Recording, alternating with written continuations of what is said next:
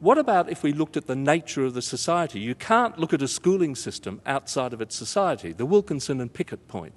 But he tests what he calls the quality egalitarian trade-off. You might hypothesise that the societies with low levels of inequality, everyone might do okay, but there mightn't be high-level performers. But what he finds when he does this, here, the evidence reveals a negative association between economic inequality and average achievement among the affluent countries considered here. That is, there's better overall performance and more equitable performance in the less unequal societies.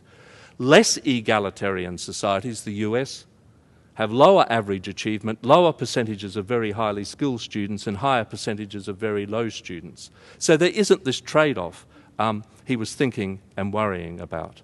Now, I think that's interesting.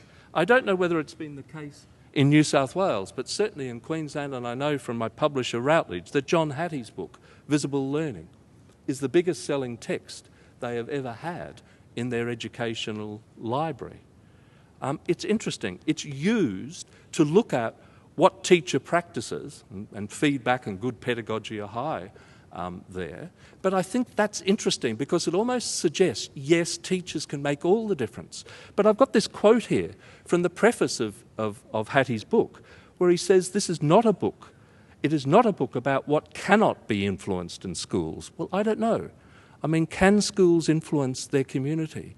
I think one of the motivations for the Priority Schools program is that they can and ought to work in partnership with them. Just leaving that aside. Thus, critical discussions about class, poverty, resources in families and nutrition are not included. But this is not because they are unimportant. Indeed, they may be more important